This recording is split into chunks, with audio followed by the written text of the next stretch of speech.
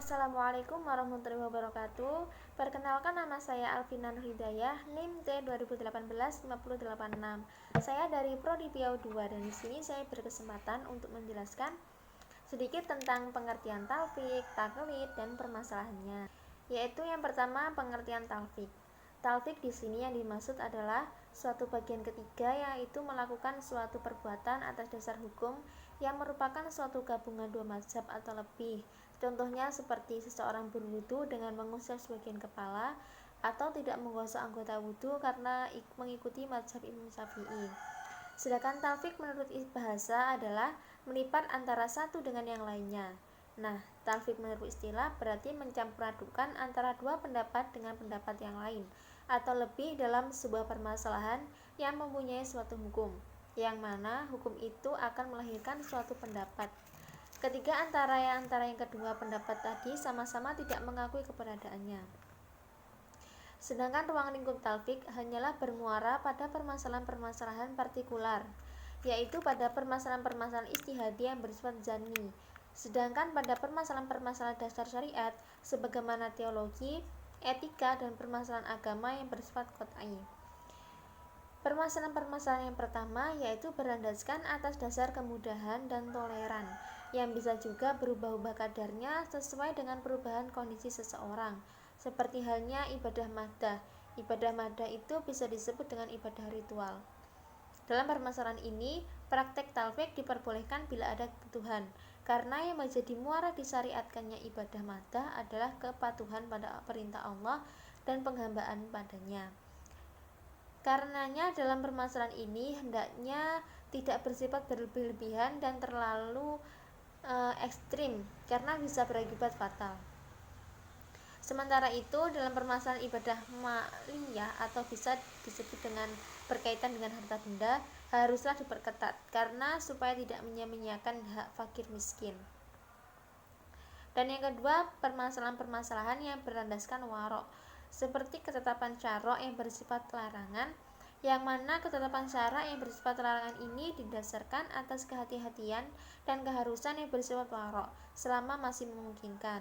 Karena itu Allah tidak melarang sesuatu kecuali di dalamnya terdapat suatu unsur yang merugikan. Ketika masalah-masalah tersebut, jawaban syariat yang terbangun atas dasar kemaslahatan manusia, seperti halnya permasalahan-permasalahan sosial yang meliputi muamalah, pidana, pernikahan, dan hal-hal yang berkaitan dengannya. Contohnya saja seperti perceraian yang diatur atas dasar pencapaian kebahagiaan dan kesejahteraan suami istri dan keluarganya, yang mana hal ini bisa terrealisasikan dengan menjaga keharmonisan suami istri serta dapat mewujudkan suatu kehidupan yang sejahtera.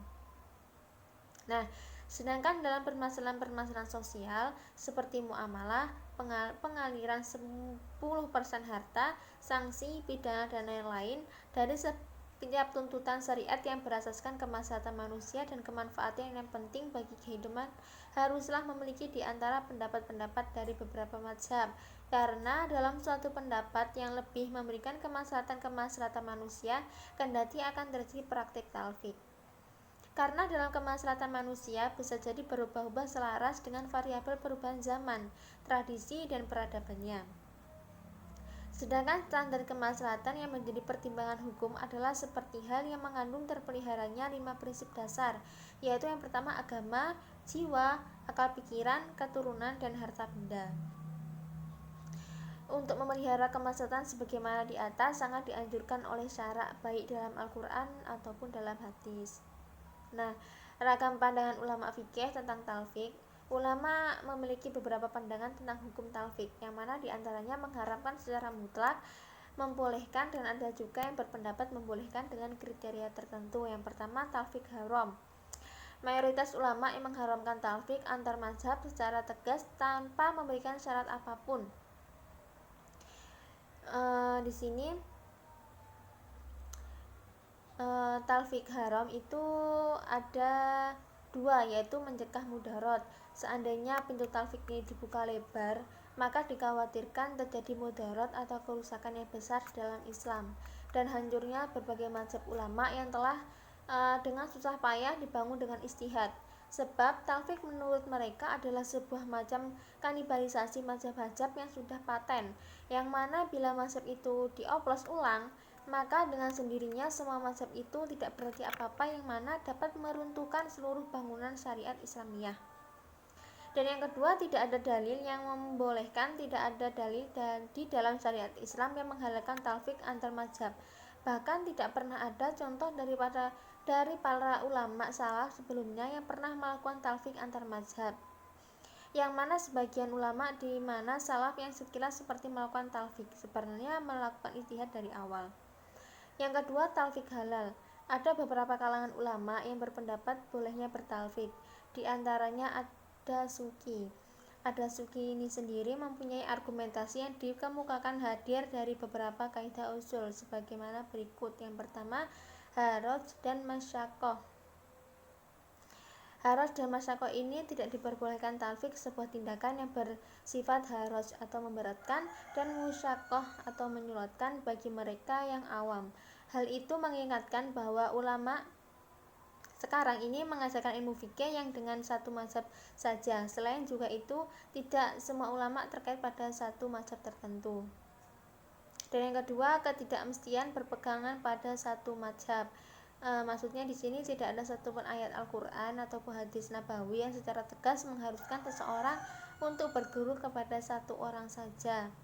Dan yang ketiga, yaitu pendiri mazhab tidak mengharamkan talfik. Pendiri mazhab itu tersendiri adalah seperti Abu Hanifah, Imam Malik, Imam Syafi'i, dan Ahmad bin Hambal tidak pernah mengharapkan talfik.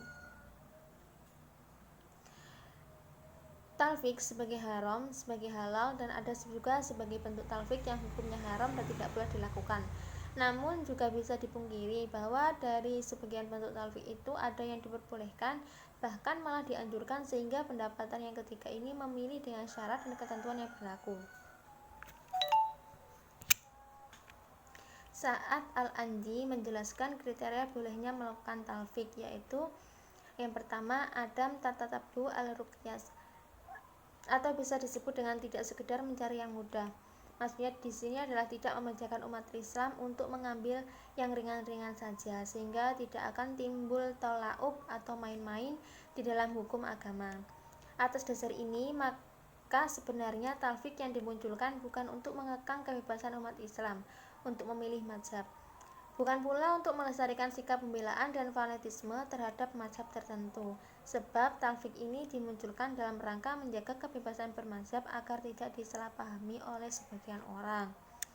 Yang kedua, yaitu bukan pandangan yang merujuk pada pembatalan pendapatan awal untuk memperkenankan pendapat kedua. Contohnya saja, seorang suami menceritakan istrinya dengan tujuan talak bain yang tidak memungkinkan kembali ke istrinya berdasarkan pandangan ulama. Namun beberapa waktu selanjutnya dia memilih untuk pandangan ulama lain bahwa tolak yang ia inginkan adalah tolak rojai. Dan yang ketiga, tidak bertentangan dengan ijma ulama. Dan yang terakhir, ada faktor urgensi atau bisa disebut dengan faktor darurat. Dan yang kedua, pengertian taklid. Kata taklid secara bahasa berasal dari kata qallada yuqallidu taklidan, yang mana mengandung arti mengalungi, menghiasi, meniru, menyerahkan, dan mengikuti. Taklid juga dapat didefinisikan sebagai penerima pendapat orang lain dengan tidak mampu mengemukakan alasannya. Seseorang yang bertaklid seolah-olah menggantungkan hukum yang diikutinya dari seorang mujtahid. Sedangkan menurut bahasa, taklid adalah bentuk masdar dari kata qallada yang berarti kalung yang dipakai atau dikalungkan ke leher orang lain, atau bisa contoh saja seperti binatang yang akan dijadikan dam. Dam itu denda, biasanya dikenakan pada para jemaah haji yang meninggalkan salah satu pekerjaan wajib haji, yang mana lehernya diberi kalung sebagai tanda, atau seperti kambing yang lehernya diikat dengan tali atau tambang yang dapat ditarik di mana saja tanpa disadari oleh kambing tersebut. Analisis ini menunjukkan kepada kita seolah-olah seseorang yang sudah bertaklid kepada seorang mujahid telah memberikan identitas diri dengan sebuah kalung di lehernya, dan ia tidak mengikat dirinya dengan pendapat mujahid tersebut. Nah, sedangkan taklid menurut istilah terdapat beberapa rumusan antara lain. Yang pertama, taklid ialah beramal berdasarkan pendapat orang lain, yang mana pendapatnya itu tidak merupakan salah satu dalil yang dibenarkan. Dan yang kedua, menerima pendapat orang lain dalam kondisi Anda tidak mengetahui dari mana orang itu berpendapat. Dan yang ketiga, beramal berdasarkan pendapat orang lain tanpa berdasarkan dalil. Dan yang terakhir, menerima pendapat orang lain tanpa mengetahui dalilnya, baik dalam bentuk perbuatan atau meninggalkan suatu perbuatan. Seperti orang awam mengikuti perkataan seorang mujtahid dalam beragama. Sedangkan jika perkataan yang diambil merupakan perkataan Rasulullah SAW atau perkataan ulama yang telah menjadi ijma, maka ia bukanlah sebuah taklid, sebab perkataan-perkataan tersebut merupakan hujjah. Sementara pihak ada yang membedakan antara taklid dan ittiba, yang mana taklid adalah mengamalkan pendapat orang lain tanpa mengetahui dalil-dalilnya. Menurut penulis, yang ada hanyalah ijtihad dan taklid. Jadi ittiba itu sendiri termasuk kategori taklid. Hanya saja istilah dan tingkatan-tingkatannya yang berbeda, tapi hakikatnya tetaplah sama. Dengan demikian, maka dapat dikatakan bahwasannya taklid dengan definisi tersebut yaitu mengikuti pendapat orang lain tanpa mengetahui dalil dari pendapat tersebut. Atau bisa juga didefinisikan suatu perkataan atau pendapat orang-orang yang mereka anggap terhormat atau orang yang dipercayai tentang suatu hukum Islam tanpa meneliti lebih dahulu benar atau tidaknya perkataan tersebut. Nah, di sini dapat terlihat fenomena yang ada pada manusia pada hukum taklid dibagi menjadi macam-macam, yaitu yang pertama, taklid yang diperbolehkan atau mubah. Di sini maksudnya adalah taklid bagi orang-orang yang belum sampai pada tingkatan sanggup mengkaji dalil dari hukum-hukum syariat.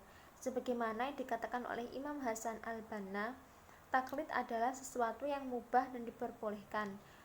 Namun meski demikian, hal itu tidak berlaku oleh semua manusia. Taklid hanya diperbolehkan pada setiap muslim yang belum sampai pada tingkatan nazar atau bisa disebut dengan tidak memiliki kemampuan untuk mengkaji dalil-dalil dari hukum syariat, yaitu bagi orang-orang yang tidak memiliki keahlian dan mengkaji dalil-dalil hukum atau kemampuan untuk menyimpulkan hukum Al-Quran dan hadis, tidak mengetahui ijma dan kiasnya. Dan yang kedua, taklid yang dilarang, yaitu bagi orang-orang yang sudah mencapai tingkatan nazar atau yang sanggup mengkaji hukum-hukum syariat. Nah, dalam persoalan ini, ijtihad dan taklid, Syaukani mengomentari bahwa ijtihad wajib bagi orang yang memiliki klarifikasi mujtahid. Syaukani dapat diterima oleh para pengikut mazhab yang empat, namun persoalannya adalah bagaimana jika kasus ini terjadi pada orang awam, apakah mereka tetap melakukan ijtihad? Nah, para pengikut dalam konteks ini mewajibkan bagi orang awam untuk bertaklid kepada salah satu seorang mujtahid. Menurut mereka, orang awam yang tidak memiliki pengetahuan tentang hukum Islam tidak mungkin dapat melakukan ijtihad. Dan jika mereka tetap diwajibkan melakukan ijtihad, maka akan terjadi kekacauan hukum dalam masyarakat atau dapat mengakibatkan terbengkalainya berbagai sektor kehidupan karena setiap orang sibuk mempersiapkan diri untuk melakukan ijtihad. Dengan demikian, persoalan mazhab atau bertaklid kepada mazhab hanya mampu diperbolehkan oleh orang awam yang mampu berijtihad, sedangkan bagi orang yang mampu berijtihad tidak dibenarkan bertaklid atau bermazhab. Nah, orang-orang yang tidak memenuhi persyaratan ijtihad semacam itu wajib mengikuti pendapat imam mujtahid yang muktabar atau istifta, atau bisa disebut dengan meminta penjelasan hukum kepada ahli zikir. Bagi orang-orang yang memenuhi persyaratan ijtihad, maka wajib bagi mereka berijtihad dan mengamalkan hasil ijtihadnya. Tidak dibenarkan baginya bertaklid atau mengikuti pendapat mujtahid yang lain. Dan ke arah inilah harus kita pahami ucapan imam mujtahid kenamaan seperti Hanafi, Syafi'i dan lain-lain yang melarang taklid. Maksudnya adalah bagi orang yang mau berijtihad sendiri karena telah memenuhi persyaratan, janganlah mengikuti atau bertaklid kepada mujtahid yang lain, tetapi wajib berijtihad sendiri. Dengan demikian tidaklah benar jika kita mengatakan bahwa ijtihad itu wajib dan taklid itu haram secara mutlak tanpa ada batasan. Sebab hal itu tidak realistis dengan fakta yang terjadi di masyarakat. Kenyataannya menunjukkan bahwa sejauh dahulu sampai saat ini dan berkelanjutan terus sampai akhir zaman nanti, mayoritas umat Islam dari kalangan awam, orang awam ini jelas tidak mungkin untuk dipaksakan harus mengupayakan dirinya menjadi mujtahid. Dan yang terakhir tentang permasalahannya, talfik sejauh ini menurut pendapat para ulama mutlak tidak diperbolehkan, tetapi tergantung pada batasan tertentu dan juga diperbolehkan situasi darurat, namun sesuai dengan ketentuan dan syarat-syarat yang ditentukan dalam hukum talfik yang telah ditetapkan oleh mujtahid. Nah, ketetapan dan ketentuan ini dibolehkannya talfik bahwa segala perkara dalam sebuah permasalahan yang akan menimbulkan kekacauan dan mengombang-ambing serta rapuhnya syariat, atau bisa disebut dengan merusak nilai dan hikmah, maka sesuatu itulah yang dilarang, khususnya dalam lingkup perkara yang tidak boleh dilakukan.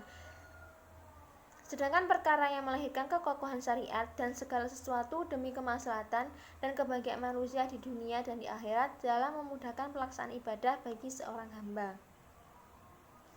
Talfik dibolehkan dalam keadaan darurat yang sesuai dengan ketentuan dan syarat-syarat dalam kadar diperbolehkannya talfik.